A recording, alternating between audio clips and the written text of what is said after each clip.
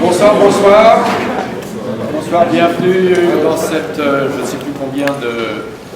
Comme ça va bientôt faire 20 ans que l'EDF se réunit, il faudrait qu'on tienne un compte du nombre de sessions. Incidemment, je ne sais pas si on l'avait dit la dernière fois, mais on va au mois de mai, avril ou mai, on va commémorer 20 ans de l'EDF. Ah bon? Et donc, si vous avez des idées pour cette commémoration, j'ai reçu un message de Jean-Yves Comte, qui est c'est lui qui avait eu l'idée de l'EDF. Il était à l'époque responsable économique au consulat de France à San Francisco. C'est lui qui avait eu l'idée de cette réunion. Donc, on espère qu'il se joindra à nous. Donc si vous avez des idées pour une commémoration, qu'on fasse quelque chose d'un peu différent, ce sont toujours des bienvenus.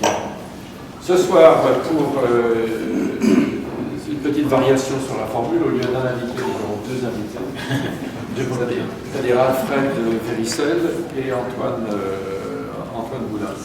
Ils sont deux associés, on va voir leur histoire, comment ils se sont rencontrés. C'est assez intéressant et exemplaire, à la fois sur le fonctionnement entrepreneurial, comment traverser,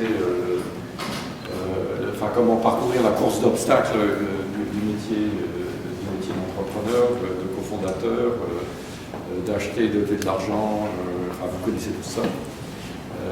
Et puis aussi culturellement comment faire le pont entre l'agriculture, qui nous est cher, ça vous savez bien, et sur lesquels Alfred et Antoine ont des choses à dire. Bien, alors, Alfred, où est-ce que tu es né? Je suis né à Paris. Paris. Il y a 42 ans, c'est ça? C'est ça. À peu près. Et Antoine? Mont-de-Marsan, il y a 35 ans. 35 ans. Que faisaient tes parents? Que font tes parents? Mon père était notaire et ma mère nous a éduqués. D'accord, c'était le chief operating officer de la famille. Et toi, ton père était dans la publicité, et ta maman? Pareil. Gérer la famille unique.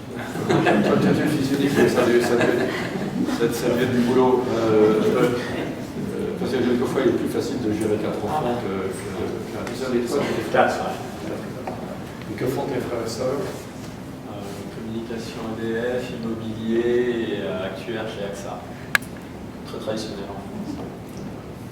Actuaire, il a fait des études de mathématiques, pour être actuaire. Je suis le seul commerçant de la famille. Le seul commerçant de la famille. Épicier. Quand j'étais taupin, on disait ceux qui préparaient, il y avait les cornichons. L'épicier, Les cornichons, les épiciers cornichons.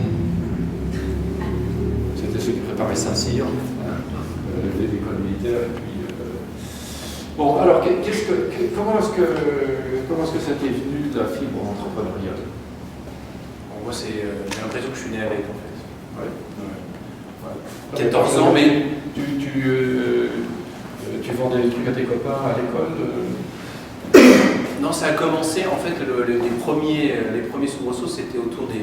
J'adorais les jeux, pas seulement vidéo, mais même jeux de société, et j'ai inventé des jeux. Et donc, j'ai déposé ma première enveloppe solo à l'INPI à 16 ans. Voilà, j'ai essayé d'aller le vendre en France, à Londres. Voilà, ça a marché? J'étais au culot, parce que j'avais un jeu qui ressemblait au Scrabble, et donc je me disais, bon, il faut le vendre à la maison d'édition du Scrabble. Je m'étais fait jeter en France en disant non, mais sans explication. Je n'avais pas aimé, j'étais à la maison mère. Je me suis pointé un soir volontairement, tardivement, pour essayer de rencontrer quelqu'un d'un peu haut placé. J'avais la chance de rencontrer le patron des projets internationaux du groupe à l'époque. Il m'a dit, le jeu est génial, mais je suis désolé, le Scrabble est une institution et je ne peux pas le toucher. J'avais fait un Scrabble Monopoly, j'avais marié les deux. Voilà, on m'a dit, je suis désolé, mais voilà. Donc tu as été accusé d'actes contre nature. C'était un peu ça, voilà. Mais bon, j'étais au bout et je continue de penser que ça aurait pu faire un truc, mais voilà. En tout cas, bon, c'est bien marié les deux. Donc tu t'es retrouvé à la suite de problèmes familiaux, tu t'es retrouvé à devoir pour gagner non seulement ta vie, mais même celle des parties de ta famille. Ouais. J'ai dû m'assumer très jeune, très jeune. 18 ans. 18 ans et je faisais mes études et puis voilà, il se trouve qu'à ce moment-là mes parents avaient des revenus de fortune et donc avaient dû prendre des prêts étudiants sur ma pomme et il fallait que je les rembourse moi-même parce que je ne pouvais pas le faire à l'époque, donc c'était l'école de la vie. Et qu'est-ce que tu as fait justement? J'ai fait tous les boulots de la terre. Je travaillais pour un traiteur, les week-ends c'était bien parce que je commençais en cuisine le matin à 6h, je chargeais le camion, je l'emmenais, je le livrais, je fais la soirée, je remballais le camion, je le ramenais, je le défaisais. Donc ça c'était bien parce qu'en plus il y a des heures sup. Sinon je faisais coursier la nuit aussi, je me relevais pour aller livrer les journaux, je livrais le Parisien dans les cafés du 8e. Voilà. Donc je me relevais à 2h du matin, je me recouchais à 5. Voilà, mais après j'avais trouvé des trucs aussi un peu plus sympas, genre voiturier dans la boutique Chanel, donc c'était pas mal, bien payé, bon pour boire, une belle voiture, voilà, donc c'était sympa. J'étais vendeur dans des boutiques, j'ai fait du porte-à-porte, j'ai fait...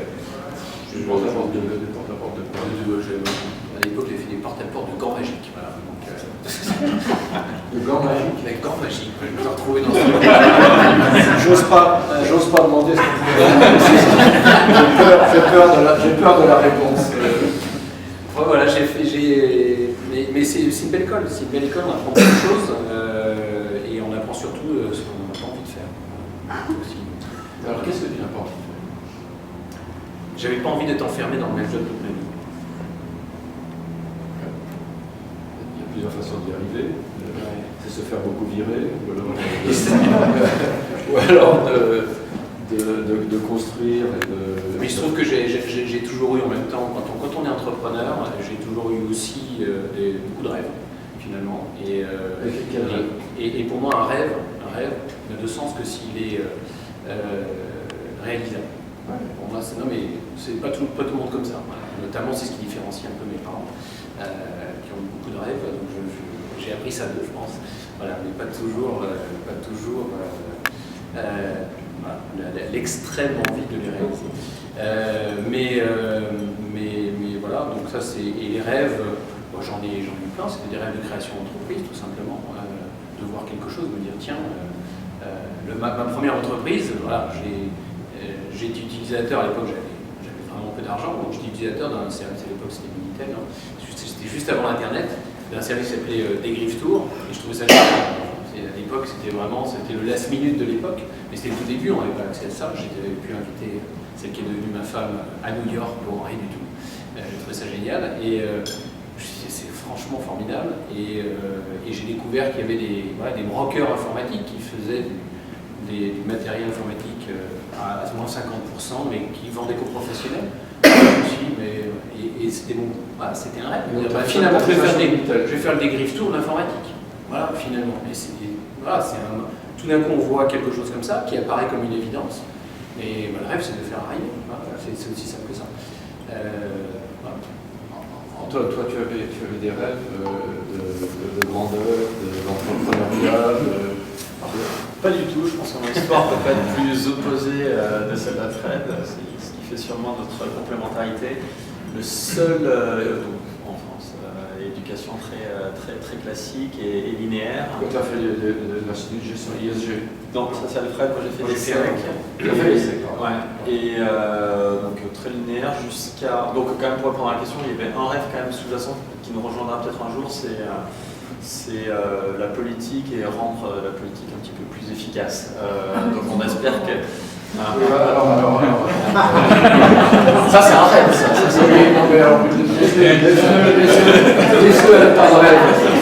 C'est un cauchemar. Oui, c'est vrai. On verra ce que peut faire la technologie dans tout ça. On se retrouvera peut-être un peu. On ne peut pas changer l'argument. Ouais. On ne peut pas changer l'argument. Ça, les mots sont bien pesés, effectivement.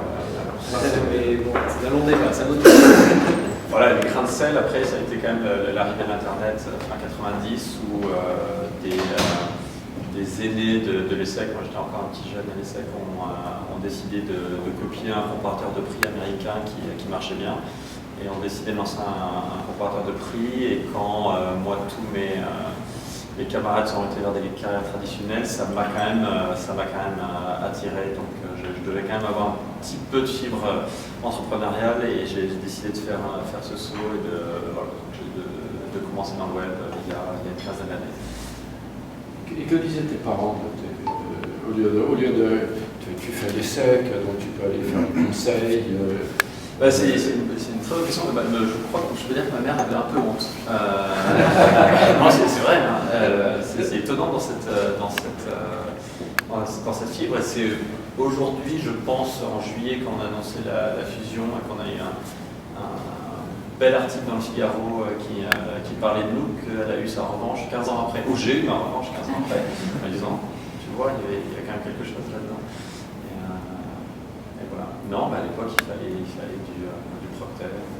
Oui, dans une grande entreprise, j'imagine. Comment est-ce que vous êtes rencontrés? Parce que ça, c'est quand même, si vous êtes là tous les deux, c'est justement pas pour qu'on parle de chacun d'entre vous isolément, mais comment est-ce que vous êtes rencontrés? Elle est à la barre du tribunal de commerce de Paris.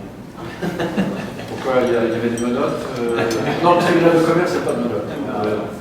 C'était un rachat d'entreprise. C'était la société de comparaison de prix qui était l'une, je pense, des startups les plus caricaturales. Qui s'appelait comment? Qui s'appelait Buy Central, qui était le concurrent de Quelcou dans la comparaison de prix et qui a fait en un an 0 à 100 salariés, 0 à 5 pays et qui a dépensé un peu trop vite tout l'argent levé à l'époque et qui s'est retrouvé en situation de dépôt de bilan. Et donc les actionnaires ont décidé de sortir tous les jeunes entrepreneurs qui étaient aux manettes. Ils ont placé un président pour trouver un repreneur. Moi, je gérais le président, il était DG d'Hitachi France, il est arrivé dans ce truc qui faisait un chiffre d'affaires absolument ridicule, donc il s'est dit, moi je trouve un repreneur tout de suite, il n'y a pas d'avenir. Et je dirigeais la boutique opérationnellement, j'ai eu un peu à choisir, à mon avis, entre le projet d'Alfred et le projet d'un autre repreneur. Et puis on a eu, c'était le premier clic. Ouais, c'était une rencontre, mais qui s'est faite. Qu'est-ce que tu faisais à l'époque? À l'époque, moi j'avais lancé, je parlais de ma première entreprise qui était en 93, que j'ai revendue en 99. Oui, parce que l'arrivée de l'Internet a détruit ton business model puisque tu vendais des minutes en fait. Exactement. Avec Minitel, tu vends des minutes. J'avais un modèle d'intermédiation et avec l'arrivée de l'Internet, ça devenait un modèle de e-commerce. Et moi, je ne me sentais pas bâti pour l'e-commerce parce que c'est un autre métier.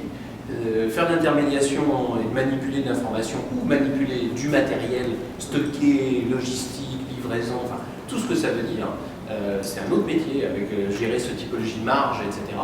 Ça n'a absolument rien à voir. Donc, et même si j'ai fait des business plans incroyables, j'ai une partie de moi qui m'a toujours retenu et finalement grand bien m'a fait parce que même aujourd'hui je continue très heureux d'être dans la partie plutôt média d'Internet que la partie commerce.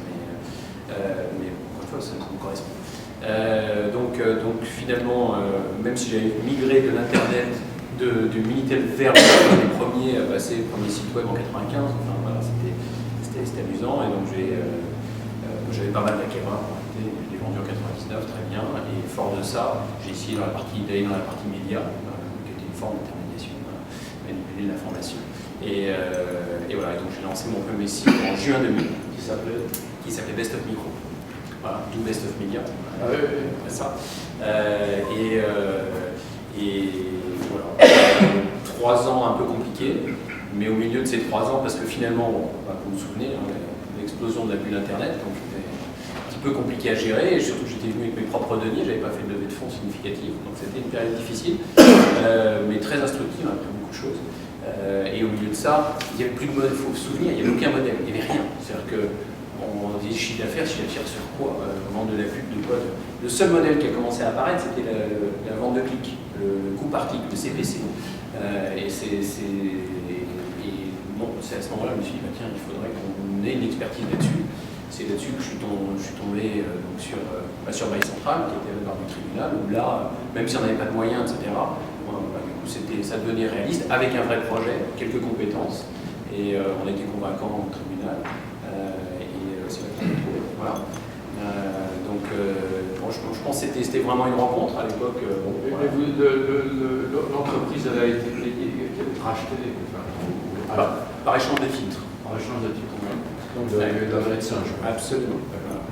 Et la monnaie de singe, notre premier succès tous les deux, parce que ça s'est construit finalement comme ça, en 18 mois, on a inventé le comparateur de prix de façon remarquable. On l'a revendu finalement, c'était fin 2004, parce que il y a un moment il fallait choisir justement le métier de médias sur Internet commence à arriver, la pub commençait à se vendre, et finalement c'était deux métiers différents. Côté shopping, c'était quand ça? C'est fin 2004. En fait,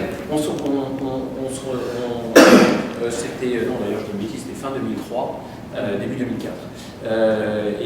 Quand les choses commencent à tout commence à décoller, là l'internet commence à décoller, et on se retrouve nous finalement avec deux métiers. On a un métier de comparateur de prix, de la vente de clics, puis un métier pub qu'on a continué sur le contenu, etc., et qui commence à décoller. Et du coup on s'est dit on ne peut pas faire tout à la fois, on n'était pas très capitalisé, donc et c'est pour ça qu'à ce moment-là, on a pris la décision de revendre avec succès, vraiment. On a vendu à Bertelsmann, donc Banque Centrale. Alors, globalement. Pardon. Non, mais globalement. Ouais. Enfin, colossal, sérieusement. On ne parle pas de mauvais jeu de mots. Non, on est d'accord. Mais alors, comment est-ce que vous avez pu convaincre Bertelsmann de vous racheter? Ils avaient une activité en fait qui était connexe de comparaison de prix. Ils avaient une activité qui faisait de la comparaison de prix en B2B. Ils équipaient les différents sites portail de Orange, dans différents pays de comparaison de prix. Il leur manquait une marque, donc ils ont décidé ils cherchaient une marque pas trop chère sur laquelle capitaliser. Donc Banque Centrale avait encore cet ancrage européen en plus, ça a été lancé dans plusieurs pays. Et voilà. Mais qui était en forte croissance à l'époque. Et voilà. Donc, Donc toi, tu as servi ta peine chez Bertelsmann, c'est compris. Oui, puis j'ai fait quelques gammes. Ça a duré combien? Tu es resté combien de temps chez eux? 3 ans. Mon contrat spécifiait que je devais rester pendant 3 ans. Chez eux, au moment de la vente, je n'avais pas le droit de quitter avant 3 ans. Je pense que tu es resté 3 ans et 2 mois. Oui, là, tu m'as parlé. Mais ça, c'est toujours, quand je vois des transactions dans lesquelles un des fondateurs, enfin les qui mènent ou mènent, sont obligés de rester une certaine durée, je me dis, mais ça va pas être forcément dans l'intérêt de l'employeur de mettre des menottes aux gens, quoi, parce que c'est pas le meilleur travail qu'il accomplit dans ces circonstances. Alors maintenant arrive l'histoire de Tom's Hardware. Voilà. Alors, il faut expliquer ce que c'était à l'époque Tom's Hardware. Parce que évidemment, il faut quelques allumés. Je vois une ou deux personnes ici qui savent ce que c'est, les autres probablement pas. C'était à une époque une institution très importante. C'est depuis l'origine, de toute façon, sur tout ce qui touche aux composants informatiques, ce qui est quand même très techy finalement. Et c'est une référence, c'est resté une référence depuis 1996. Moi j'aime bien l'anecdote du fondateur qui était un chirurgien allemand, qui était un passionné d'informatique et qui faisait des tests dans son coin sur les composants informatiques et qui un jour a découvert l'une des puces d'Intel, quand elle était utilisée à trop grande vitesse, elle prenait feu. Et donc il reportait ça à l'époque sur une page internet qui était un peu un ancêtre de blog en 95 ou 96. Et il a été responsable du premier recall. Intel a dû rappeler tous ses produits et c'est devenu un peu un gourou pour toute la communauté des fans de PC, d'ordinateurs. Ouais. Voilà. Oui, c'était si vous vouliez à l'époque, maintenant, faire votre PC à la main, parce qu'on peut aller chez Fry's, acheter une alimentation, une caisse, des néons, parce que si on fait son PC soi-même, il faut des néons, le refroidissement par eau, tout ça. Et donc vous allez trouver toute l'information. Il y a d'autres sites, mais si vous voulez de l'information pour faire ça, l'endroit où il faut aller, c'est Tom's Hardware. Mais ce que peu de gens savent, et ce que je ne savais pas, c'est que ça a été fait par un Allemand d'Allemagne. Ouais, tout à fait. Et qui a commencé directement à écrire en anglais, en fait. C'était assez amusant. et qui est devenue une marque sur Internet. Une marque référente, hein, c'est vraiment. Nous, on s'est arrêté sur l'histoire au moment où on revend Bertelsmann. Après ça, finalement, on connaît une très forte croissance en France. On n'est nulle part en France et on devient co-leader en France en face d'un groupe historique de la partie tech, qui est le groupe Test, qui éditait le journal L'ordinateur individuel, Micro Hebdo, enfin voilà. Oui, Pardon. je cherche. Ah oui, voilà, oui, pas tout. Ici, l'informatique. Voilà, Jean-Baptiste aussi. Et donc, qui avait fait un virage, un des rares groupes médias français a fait un virage réussi sur le web avec 01net. Et on s'est retrouvé co-leader avec eux.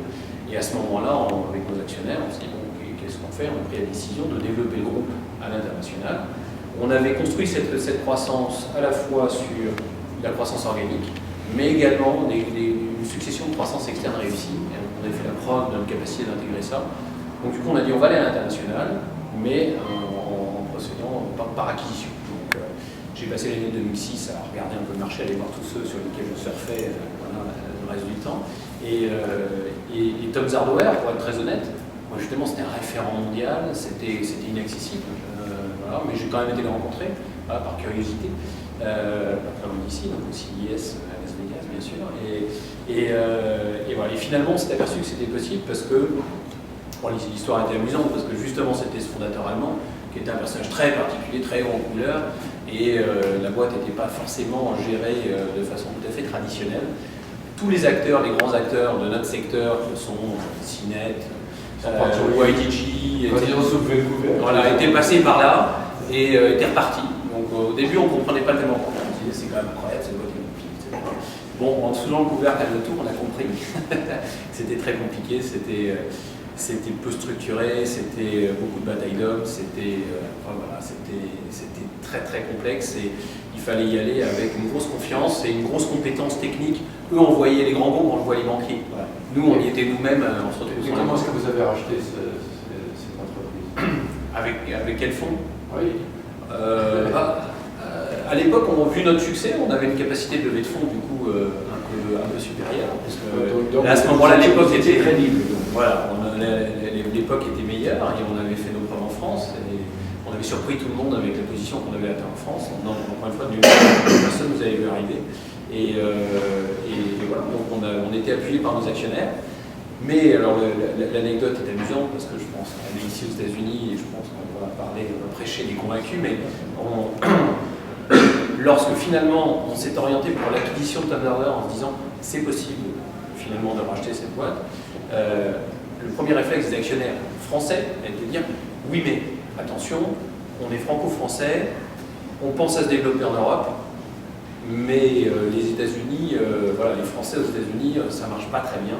Donc, ce qu'on va faire, on va revendre la partie US. On le sait tous. C'est difficile. Donc voilà, il était question de revendre la partie US. Au dernier moment, l'acheteur nous a irrités, on va dire, pensant qu'on était coincés. Voilà, mais finalement, on a quand même décidé de ne pas faire le deal parce que cet acheteur ça devenait plus cohérent. Et là, j'ai réussi à convaincre les actionnaires en disant faut y aller, on a monitoré, entre-temps on avait... Faut tout acheter. Voilà. Et allons-y, j'y crois, toute l'équipe qui était avec moi à l'époque, on y croit, mais on y croyait parce qu'encore une fois on avait été en profondeur, on avait été regarder la techno, on regardait d'où venait le trafic, on regardait toutes ces choses-là. Et parce qu'on avait les mains dedans et qu'on avait la capacité de comprendre ce métier, on s'est dit, en fait c'est une belle entreprise. Quel a été ton rôle là-dedans alors? Alfred, avec qui on était resté en contact quand j'étais chez Bertelsmann, m'appelle en me disant j'ai un job qui peut être marrant pour toi, je suis en train de finaliser le rachat d'une boîte aux US, est-ce que ça te tente? Je crois que dans la conversation, je lui ai dit oui. Avant, je me souviens très bien de savoir où était basé Tom Zardauer, parce qu'avec du recul, ça aurait pu très mal se passer si c'était ailleurs, c'était à Los Angeles. Et j'ai fait mes sacs et dans les 3 semaines, j'étais aux US. Qu'est-ce que tu as trouvé en arrivant alors? J'ai trouvé sous le capot, c'était pas très beau, parce qu'en fait la boîte aux US était gérée, donc le chirurgien allemand était plus opérationnel et avait mis aux US une équipe qui n'était pas intéressée capitalistiquement dans la possible revente à un moment de la boîte. Et donc ils utilisaient la boîte ils se servaient sur la bête, pour dire de manière assez vulgaire. Et donc il n'y avait aucun investissement sur cette marque qui était très belle, et donc la marque allait comme ça. Donc c'était mal géré et avec de l'argent détourné. Moi ça fait 6 ans que je suis là, il y a encore des contrats que j'essaie de nous sortir parce que c'était les contrats qu'il avait fait à ses copains 6 ans après. Bon voilà ce que j'ai trouvé, j'ai dû licencier 90% des effectifs dans les 18 premiers mois alors que c'était pas... Qu'est-ce qu'il y avait il y avait combien de personnes Il y avait une trentaine de personnes sur le payroll aux US, mais il y a beaucoup de rédacteurs qui sont freelance, donc en équivalent, ça fait peut-être une cinquantaine d'employés aux US. Il y avait pas mal de contenu qui venait aussi d'Europe, qui était traduit d'Europe. Donc ça, c'était que la partie US. Donc moi, j'ai repris ça. Donc belle confiance d'Alfred qui m'envoie un petit Frenchie de 29 ans. Il y avait des employés dans 12 États. C'était quand même quelque chose d'assez compliqué. Et voilà, donc on a mis un peu de temps à remettre ça On peut poser des questions. Tout à l'heure. D'accord. Tout à l'heure. On va aller jusqu'à certains points, puis après on ouvrira pour les questions. Merci. Et voilà, donc il a fallu mettre ça en ordre. Il y a eu la crise quand même de 2008 qu'on a pris de plein fouet, donc la pression des actionnaires français commençait à monter. Et puis petit à petit, le travail de rationalisation de cette organisation, on a réussi à valoriser ses actifs. Donc au début, quand on arrivait, les US faisaient 20% du chiffre d'affaires du groupe, 15% et 5-6 ans après, ça faisait la majorité du chiffre d'affaires du groupe. Donc on a réussi à valoriser cet actif. Et les actionnaires français, quand ils ont vu ça, ils ont dit quoi? On s'est trompé ou À quel moment? Non, mais en voyant comment le centre de gravité. Parce que si j'ai bien compris, il disait c'est pas la peine, il faut surtout pas aux États-Unis. Mais il y a quand même un moment qui était pas loin, on a failli commencer à se désengager. Où on voulait arrêter notre régie, on a un petit publisher, il faut avoir une régie, savoir vendre sa publicité. Et on a failli se désengager au moment où. Et Alfred et moi, on disait faut tenir. Et ça tournait en 2010. Et après, je crois qu'il y a une prise de conscience que le marché US était important, qu'il était possible de compétitif. Les actionnaires français se sont rendus compte que le marché US était important. Ils ont challengé. Tu sais, pour l'anecdote, ils ont challengé longtemps, même quand moi j'ai pris la décision, au moment où c'est la bascule à plus de 50% du chiffre. Quand moi j'ai pris la décision en disant maintenant je vais y aller, parce que j'étais là 2 semaines, toutes les 6 semaines, mais maintenant je vais bouger, je vais aller là-bas, ça n'a plus de sens de rester en France. Même là, je n'ai pas eu le soutien de l'ensemble des actionnaires. Même là. Voilà. Alors qu'aujourd'hui, maintenant encore à 3 ans après, où on a encore fait un parcours important ici, plus la fusion que l'on vient de réaliser fin juin dernier, voilà, ils ont fini par rentrer, mais ça aurait été long. Le cheminement est long. Alors, c'est intéressant quand même parce que c'est un sujet, ça. Qu'est-ce qui les aveugle Qu'est-ce qui aveugle les actionnaires? Parce que ce ne sont pas des gens, ils ne manquent pas de quotient intellectuel, donc ce n'est pas une question de neurones qui manquent. Qu'est-ce qui... Je pense qu'il y a... je pense que c'est proche... c'est proche finalement, c'est un phénomène de peur et lié à la taille. Je pense que c'est aussi simple que ça. C'est finalement...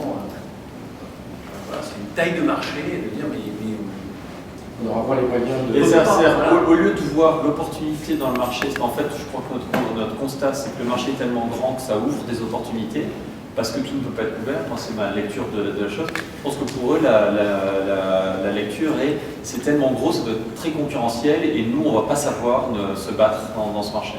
Alors qu'en fait, nous, ce qu'on voit, ce sont des opportunités. Encore plus sur le web. Oui, le web étant une industrie qui est très intense. Qui est comme anglo-saxonne. Le langage anglo-saxon aujourd'hui nous permet de couvrir un nombre de pays absolument considérable. Donc cette pensée globale n'est pas encore arrivée de façon aussi significative que ça. Et nous, pour avoir essayé de lancer des business en Allemagne, en Italie, en Angleterre, ça a à chaque fois été beaucoup plus difficile que de faire aux US. Tellement plus compliqué, tellement plus protectionniste d'une certaine façon, c'est incroyable. Ah, il y a l'histoire du moteur de recherche français, Quero, qui a coûté 128 millions d'euros aux contribuables et qui n'a pas commencé en anglais. Alors qu'en Estonie, tout est pays à 3-4 millions d'habitants, enfin, je ne me même pas. Quand Skype a commencé, parce que c'est Skype et Casa, enfin Skype en particulier, ça a été fait en Estonie, ils ont commencé directement en anglais, parce que pour un Estonien, c'était clair qu'ils n'avaient pas le choix. Donc ils ont commencé une société en anglais. Et donc elle était automatique. Enfin, automatiquement, elle était ouverte. Bon, on va pas. Le fondateur de Tom Sawyer l'avait bien compris, lui en 85. Il a fait des leçons et il a commencé en anglais. Ça, c'est un peu triste, tant mieux pour vous. Donc vous avez, on va pas tarder à ouvrir aux questions, mais on va juste parler un peu de votre dernière opération, c'est-à-dire une grande fusion avec un groupe qui s'appelle Tech Media. Un concurrent de CNET en quelque sorte. Ouais, en fait, notre marché, donc sur le vertical high-tech, il y a un leader mondial historique qui s'appelle CNET, qui fait maintenant partie du groupe CBS depuis 2008, qui a été racheté à 1,8 milliard en l'été 2008. Et ensuite, donc, dans notre métier des médias, on regarde ça au nombre de lecteurs, donc de visiteurs uniques. Et CNET aujourd'hui pèse sur le marché américain et européen un peu plus de 80 millions de visiteurs uniques. Et derrière, on est 4-5 concurrents à être, on était donc 4-5 concurrents entre 25 et 40 millions de visiteurs uniques. C'est qu'il y a un vrai décrochage entre le leader mondial et les concurrents. Et sur un marché relativement mature. Donc c'est un peu une anomalie finalement. Et donc nous, ça fait partie de notre plan vraiment de dire qu'à un moment, il va falloir sortir de là. Et donc on a regardé, on s'est parlé avec tous ces acteurs-là. Et finalement, voilà, ça a pas mal collé avec un des acteurs, donc Tech Media Network, avec lequel on a décidé de fusionner. Voilà. C'était assez long, assez compliqué, c'est assez intéressant. Qu'est-ce qui est intéressant? Ce qui est intéressant, je dirais deux choses. Un, c'est deux boîtes qui allaient bien, donc fusionner, parce que c'est vraiment ça, il n'y avait pas de cash dans le deal. Donc fusionner deux boîtes qui vont bien, on s'est posé la question beaucoup de fois. Est-ce que c'est vraiment ça qu'on veut faire? Parce qu'on part quand même à l'inconnu, on se marie avec quelqu'un qui a et l'intérêt c'est qu'il a un ADN un peu différent, donc on va être complémentaires. Mais cet ADN, est-ce qu'on peut vraiment compter dessus, etc. Donc il y a quand même un moment, une prise de risque, une volonté de faire et une capacité, à mon sens, qu'on a eu, et on a vu qu'on avait du mal à tirer tout notre management et actionnariat français par moment, de voir qu'à un moment, un marché mature, parce que je considère que le média online devient relativement mature, il faut avoir une lecture, faut être dans les premiers à consolider, quand à un moment la consolidation est inévitable, et voilà. Et pour ça, il faut avoir des convictions, et surtout quand on a deux boîtes qui vont pas mal. Donc ça a été un premier pari. Quel a été ton rôle dans la négociation? On a quasiment tout fait à deux. Moi, j'étais celui qui était dans les détails. Et celui cop ou bad cop là-dedans? Moi, j'étais le. C'est marrant, il y avait les deux fondateurs. On était 4 à faire les négos. Il y avait les deux fondateurs qui étaient les optimistes, qui poussaient tout le temps. Et puis moi, j'étais avec l'autre DG d'en face, un peu ceux qui voyaient toujours le verre qui vit. C'est pas complètement vrai en fait, mais on était plus dans les détails, dans le fine-tuning du deal. Heureusement, parce que le nombre de deals qui explose après parce qu'on n'a pas fait attention. Parce que moi, dans l'observation que j'ai de la complexité du deal, c'est que le fait de faire un deal en action avec ce 1 plus 1 égale 3, ça a rendu le deal beaucoup plus long qu'un deal de rachat en cash en disant je suis gros, tu m'intéresses, je te rachète et t'as rien à dire. Il y a des deals comme ça qui se font en 2-3 mois et là, ça nous a pris 3 ans. Et ça nous a 3 ans ça nous a coûté sûrement ce deal 1 an et demi. Je dirais que l'autre année et demie, c'est peut-être la peur de faire du business avec la France sur la fin. Hollande, la taxe est 75%. Dailymotion, ça nous a coûté beaucoup. Dailymotion, explique, tu m'as dit tout à l'heure, donc explique ce que tu veux dire par Dailymotion. Dailymotion, qui est à deux doigts de se faire racheter par Yahoo, et le gouvernement intervient, ce qui Yahoo, c'était même pas un rachat, c'est une prise de participation sur 75%. Mais Yahoo n'aurait jamais dû s'intéresser à Dailymotion. Enfin, ça, c'est autre chose. Ce qui est intéressant, c'est qu'il y a de l'actualité française, il ressemble quelques petites choses comme ça, et les 75% et Dailymotion, ça a été quelque chose qui... et puis la peur du coup de licenciement, vu qu'on a peut-être en France, donc on a 2 bureaux à Paris et à Grenoble, on a un très bon centre de R&D à Grenoble, voilà, et la crainte des actionnaires américains, c'est si un jour ça se passe mal en France et qu'on doit licencier, ils avaient estimé le coût à 2 millions d'euros, quasiment par employé, enfin c'était ridicule. Sur un coup, ils estimaient le risque global sur la fermeture d'un bureau à 20 millions $. Donc là, forcément, tout de suite, ils ont valé. Mais en fait, c'est les avocats. La problématique, c'est les avocats. C'est-à-dire qu'il y a... non mais aujourd'hui, c'est la faute des avocats. Dans les faits, les avocats américains tentent à tout prix de faire renoncer à toute acquisition où il y a des équipes en France. Et vraiment, il y a eu toute une partie là-dessus. Et c'est malheureusement exagéré. C'est-à-dire que la réalité n'est pas celle qu'on souhaiterait, mais en plus, c'est exagéré. Et pour des écarts, bien souvent, par des écarts de com, type... Il y a de questions que ça coûte cher, je pense qu'on peut révéler qu'on a dépensé plusieurs millions de dollars de coûts d'avocat sur ce deal. Voilà. C'est un deal important, c'est pas... c'est surtout pas disproportionné. Du Nasdaq, c'est disproportionné. Il y a quand même plusieurs millions de dollars. Il y a quand même cette chose désolante. Il y a quand même cette chose désolante qui est l'image du pays natal où d'ici les Américains voient la France comme un pays où il ne faut pas aller s'installer parce qu'on va avoir du mal. Alors que l'exception culturelle. Oui, c'est ça. Alors qu'on est ici en Silicon Valley, on a un environnement technique. Nous, on a toutes nos équipes techniques qui sont centralisées à Grenoble.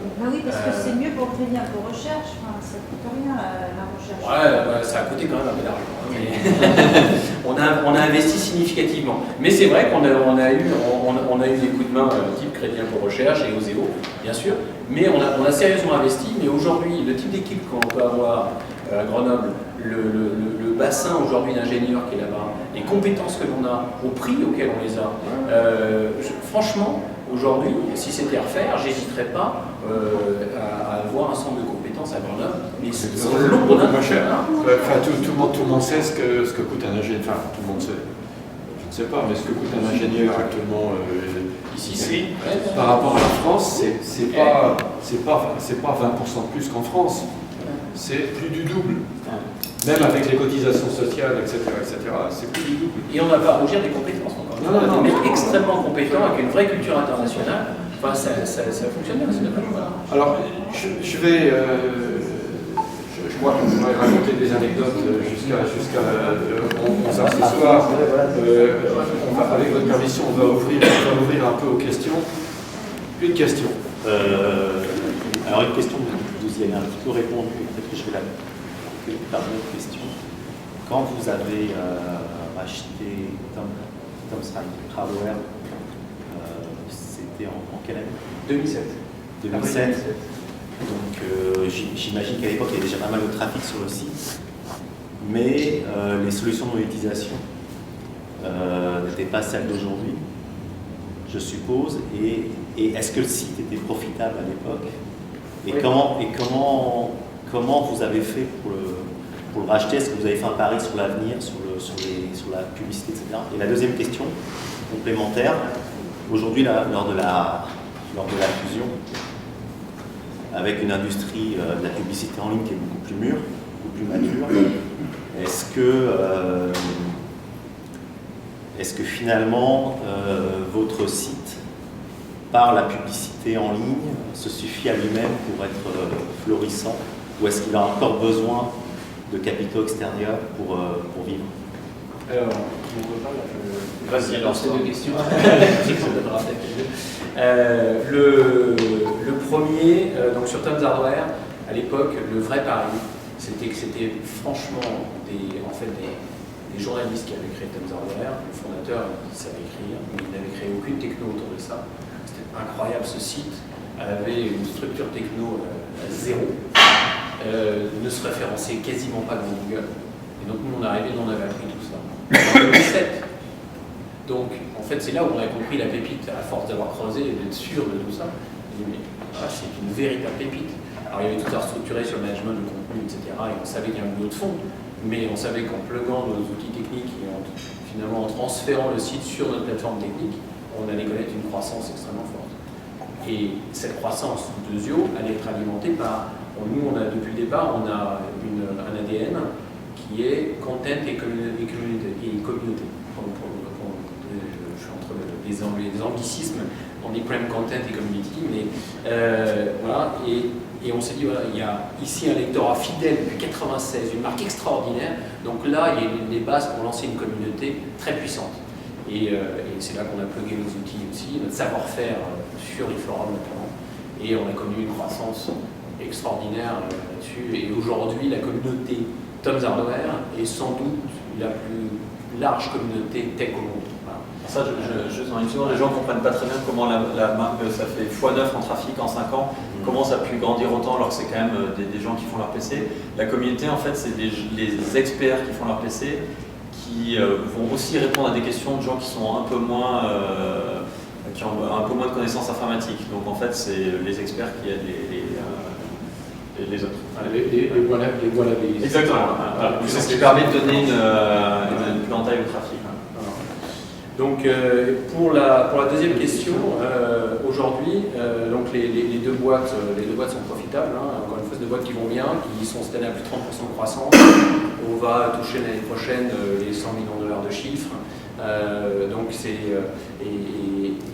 mais ce qui nous intéressait dans ce deal, au-delà de la taille critique et d'aller en frontal, du coup, de devenir le deuxième réflexe après le leader mondial, et dans le milieu publicitaire, c'est très important. Il y avait aussi de la complémentarité, et comme je le disais, nous, notre ADN, c'était Content Community, et eux, leur ADN, c'est Content Shopping. Et aujourd'hui, on pense que l'avenir des médias online, et qui est très chahuté depuis un moment, on souffre tous de ces inventaires démultipliés avec les pressions sur le CPM, pour le jargon, désolé, mais tous les groupes médias online sont en difficulté.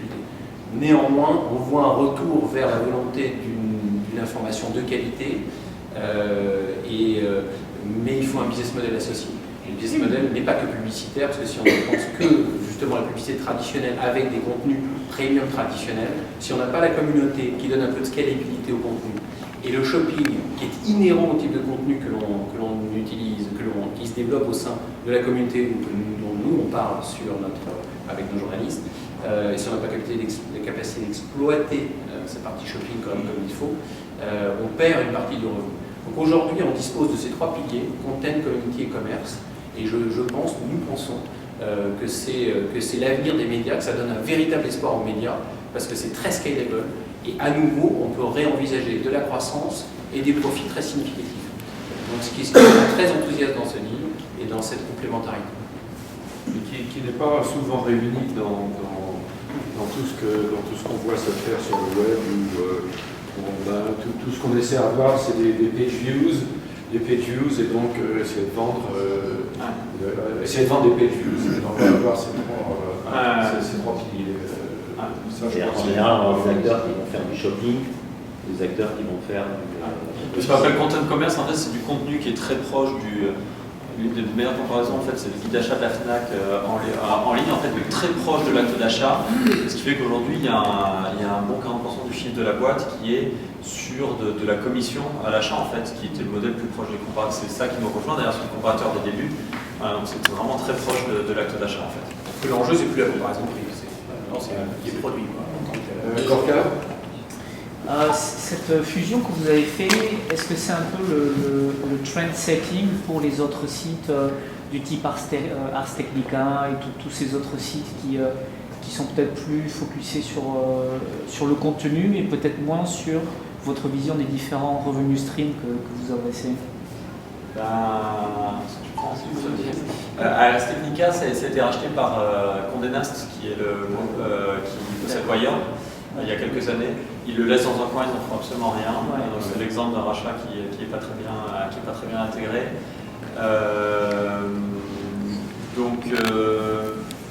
J'espère qu'il y a quelques trends dans ce qu'on fait. S'il y en a un qui est clair, c'est la consolidation du marché quand même.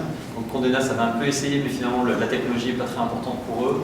Mais on voit un autre groupe qui s'appelle Ziff Davis qui consolide beaucoup actuellement, à force de rachats et de beaucoup de cash. Donc il y a clairement une consolidation, c'est l'un des trends majeurs. Je pense que Content Community Commerce, nous on aime bien, et on voit d'autres sites médias qui vont dans cette direction. On parle un peu de façon aussi il y en a un autre, on va en parler des heures, c'est le terme de curation, qui est aussi quelque chose qui nous caractérise. Finalement, il y a vraiment tellement d'informations sur le web que tout le monde, ça devient trop fatigant de lire 10 tests sur CNET, sur PCMag, on ne sait plus quoi acheter, on a trop d'infos. Et nous, dans pas mal de nos sites, on essaie on fait la recherche pour que vous n'ayez pas à la faire. Donc en gros, on dit c'est ça qu'il faut prendre. C'est pour ça qu'on est proche de l'acte d'achat. Arrêtez de... Voilà, donc on essaie de limiter le nombre de choix. Ça c'est faire renaître un contrat de confiance entre l'éditeur et le lecteur.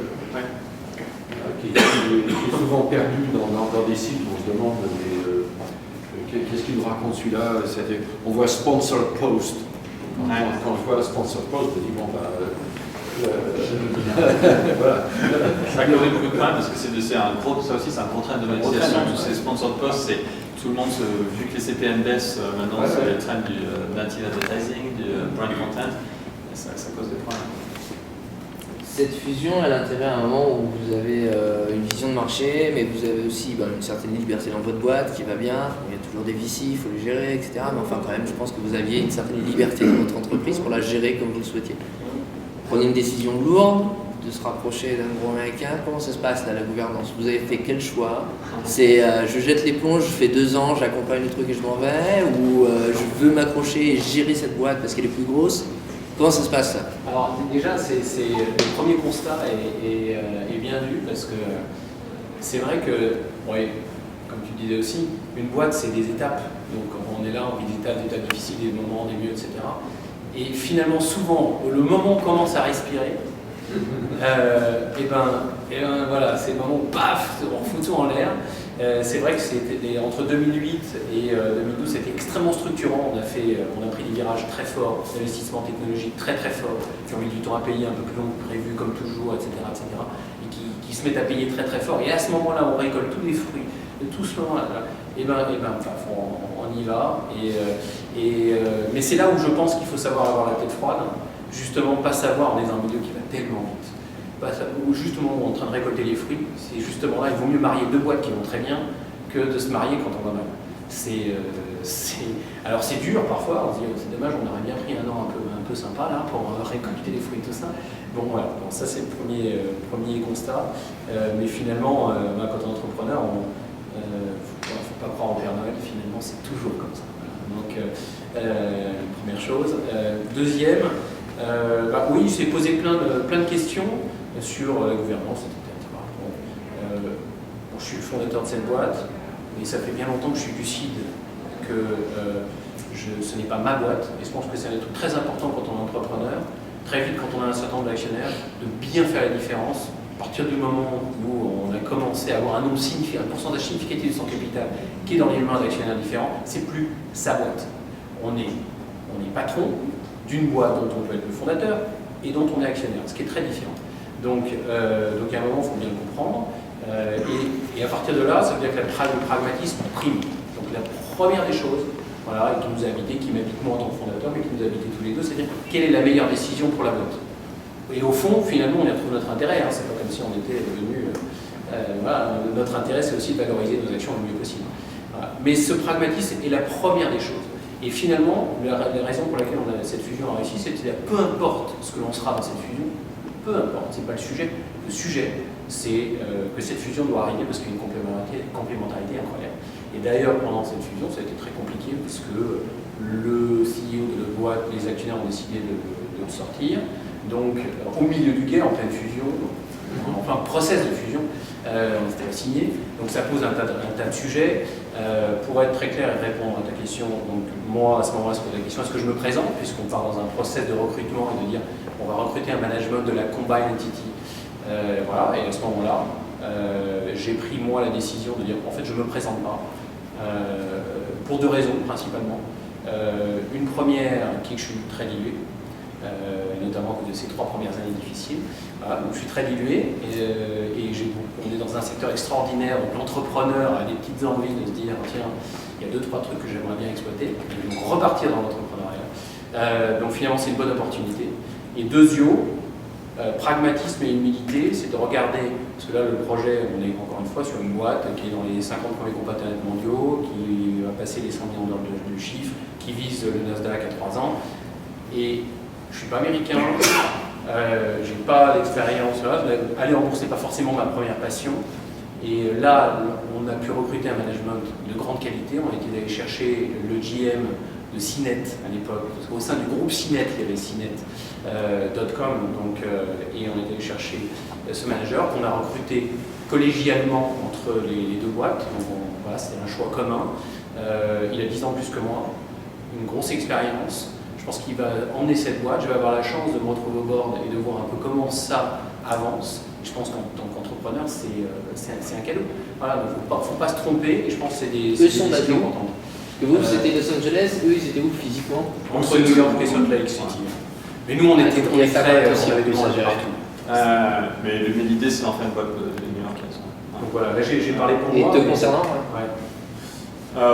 moi,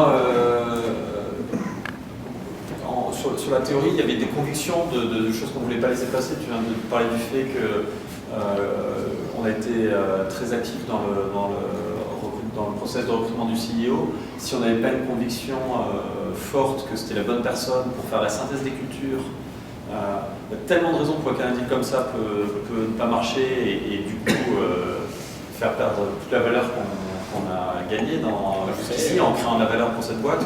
Il fallait une conviction forte. Donc, d'un point de vue théorique, c'est ça, c'est cette conviction. Et là, ça fait 3 mois et ça se vérifie. Finalement, le fait que ça a été si long, la préparation de ce deal, aujourd'hui, ça s'est passé très naturellement. Maintenant, on se connaissait tous depuis plusieurs années, donc voilà. À titre personnel, moi, donc le CEO est venu avec son numéro 2, et je vais être numéro 3 à la direction de l'une des 2 business units, qui sera soit Content Community, soit Commerce. Là, pour l'instant, je suis à fond sur l'intégration des 2 boîtes. En restant à Los Angeles. En restant à Los Angeles, on va être très décentralisé aussi, le management et 90 US. Jacques? D'abord, félicitations pour votre parcours. Vous êtes accroché à passer par toutes ces étapes formidables. Une question en remontant le temps un petit peu, vous avez parlé de vos actionnaires français, mais il y avait un actionnaire à l'époque qui aurait pu participer, c'est Bertelsmann, qui vous connaissait. Bertelsmann, à l'époque, a été implanté à Silicon Valley. On se souvient, ils avaient des bureaux ici à San Mateo. Comment ça s'est passé avec eux? Est-ce qu'ils se rendaient compte de ce qui se passait? Parce qu'ils sont éditeurs et à l'époque, ils étaient passionnés par le web. Bon, déjà, ils n'étaient pas actionnaires parce qu'on avait revendu Central à 100% en cash. Mais ils vous connaissaient. Je crois que, moi, pour y avoir passé quelques années, je crois que le problème fondamental de Bertelsmann, c'est que le patron du web, à l'époque, l'entité web, c'était Lycos, qui était un bon exemple d'ailleurs de partage de marques US-Europe, qui était une catastrophe, parce que c'était 2 boîtes séparées qui possédaient la licence de la marque. Et le patron a été le fils du fondateur de Bertelsmann, qui n'était pas fait pour ça. Et du coup, le web n'était pas tiré par un grand leader. Et du coup, je crois que chez Bertelsmann, il n'y avait pas une conviction forte qu'il y avait de quoi faire. Donc, en fait, le web, c'était principalement le web et les médias, au sens sens média du terme, c'est un groupe média. Et le web média était essentiellement sous l'angle de l'Écosse. Et bon, voilà, l'Écosse était à peu près Et ces groupes médias ont eu beaucoup de mal à, en tout cas en Europe, je pense qu'on peut se créer en disant que Lagardère a du mal à se réinventer sur le web. Et ils ont eu beaucoup de mal, et ils ont des similarités en plus, Bertelsmann et Lagardère, sur la façon dont c'est géré. Y compris dynastique. Non, mais je suis Bertelsmann. c'est exactement ça. C'est tout à fait vrai. Et quand Index Ventures est intervenu, est-ce qu'ils avaient anticipé la fusion? Ils sont en 2008, ils arrivent en 2008, Index. Donc clairement, l'enjeu était de consolider. On avait déjà ce regard de consolidation du marché en 2008 avec l'arrivée d'Index. C'était vraiment ça. À l'époque, ils ont investi quand même 35 millions de dollars, donc c'était une levée significative à ce moment-là. Et là, la crise a stoppé toutes ces velléités, parce que vraiment, et c'était une double crise qu'on prend en 2008, il y avait la crise financière, mais qui derrière, en fait, il y a toute la restructuration finalement de l'investissement publicitaire en ligne. Et se relever des deux, c'était quand même, on était très impacté. On a eu, pour la première fois, on était habitué à des croissances très fortes. On n'a pas seulement stoppé notre croissance, on a eu des croissances. Et avec une mutation obligatoire du métier, et c'est pour ça que je vous parlais de notre focus d'investissement techno. Et je pense qu'aujourd'hui, pas mal de groupes médias n'ont pas fait cet investissement technologique. Et aujourd'hui, sont face à des problématiques graves, parce que c'est une incapacité à évoluer avec ce qu'est le marché aujourd'hui. Voilà. Donc Index, à l'époque, venait pas forcément d'un esprit de fusion, c'était un esprit de, quoi qu'il arrive, de consolidation. Post-crise, on est revenu, on s'est dit, voilà, ça y est, on est revenu up and running et on réouvre les meilleures solutions, on a rencontré tout le monde et on a pris cette décision. Parfaitement soutenu par Index. Une question, Maxime? Vous avez fini, non? D'abord, bravo pour votre parcours aussi, c'est vraiment superbe. J'avais une question aussi, moi, pas sur Datalogue, mais sur le groupe Lagardère, en fait. C'est qu'à un moment donné, le groupe Lagardère était, je crois, le premier éditeur de contenu avec des magazines aux États-Unis, avait une partie technologique, avait Club Internet, là, enfin, revendu après Club Internet. Donc, ma question, c'est quel regard portez-vous sur la stratégie bonne, pas bonne, catastrophique de Lagardère Group? On est entre nous, il y a une caméra. Quel regard portez-vous sur le groupe Lagardère? Parce qu'on a deux exemples, Bertelsmann allemand et le groupe Lagardère français, quoi. C'est un sujet qu'on connaît un tout petit peu. Voilà, juste parce qu'on parle des groupes historiques qui se débrouillent pas bien. Il y en a un quand même, un allemand qui s'appelle Axel Springer, qui a fait quand même, je trouve qu'il se structure quand même pas mal et qui a fait quelques très belles acquisitions. Même s'ils ont acheté cher, ils ont fait de belles acquisitions. Je pense à Au Féminin, je pense à Se Loger. Ce sont très belles acquisitions. Et c'est un groupe qui structure intelligemment. Il y a deux groupes suédois norvégiens qui marchent très bien. Il y a Schibsted et Bonnier. Bonnier, bien ça. Donc voilà. Alors, effectivement, donc Lagardère, on s'accorde tous pour dire que malheureusement, c'est pas bien géré. Ça manque de vision. Ils n'ont pas su prendre les bons virages. Maintenant, juste pour au rayon des critiques, c'est vrai qu'on se dit où est-ce qu'il va, qu'est-ce qu'il fait, etc. En attendant, quand il a vendu l'international, la presse, le print à l'international, il en a tiré beaucoup d'argent. S'il avait attendu aujourd'hui, ça vaudrait zéro. Donc ça, à l'époque, on a un peu rigolé, mais en attendant, c'était quand même pas si mal vu. Donc, moi, je le mets plutôt à leur place là. Je pense qu'ils préparent des petites choses qui vont être annoncées sous peu. Donc ils vont continuer un peu de restructuration, y compris en France. Et à côté de ça, ils ont de vraies pépites de contenu. Ils ont quelques sites, ils ont fait une acquisition qui est une belle acquisition, qui est Doctissimo en France.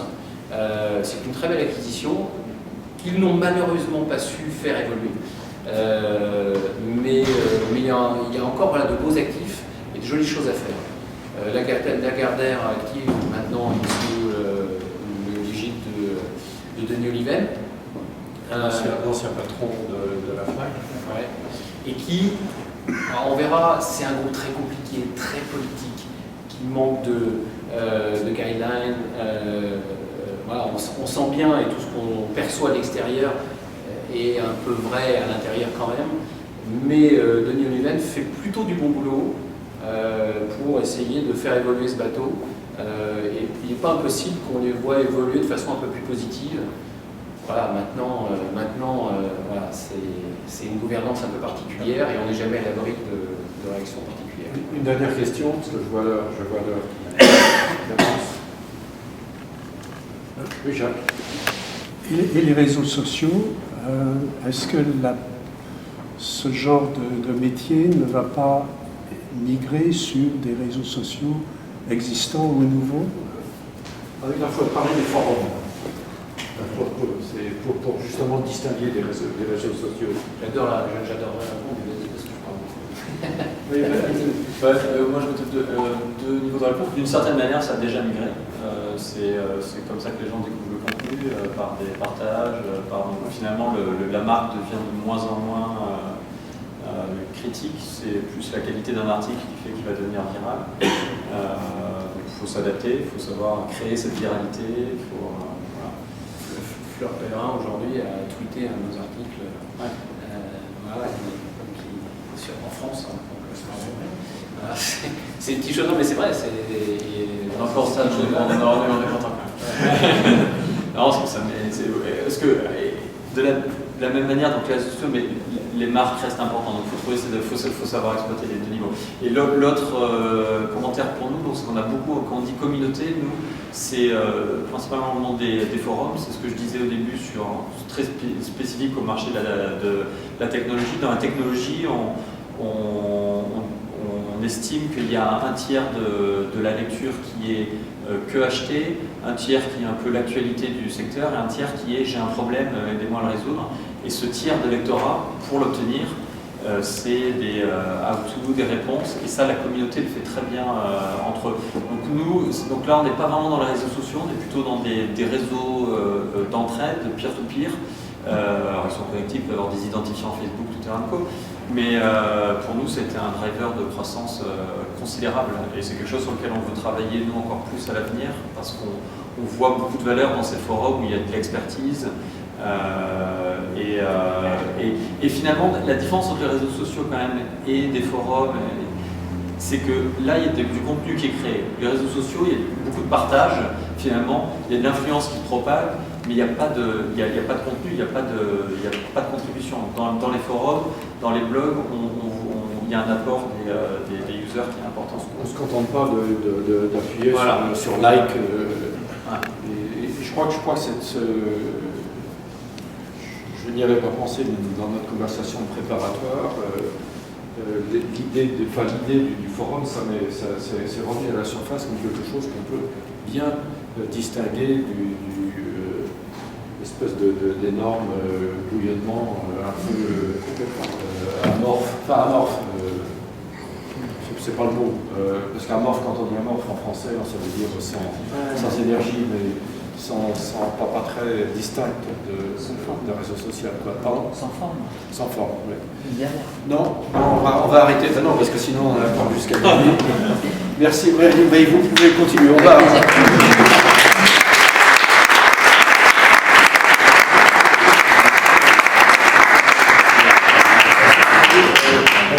Vous l'avez senti, j'ai pris beaucoup de plaisir à interviewer nos deux invités. J'espère que vous allez pouvoir continuer autour d'un verre. Merci beaucoup.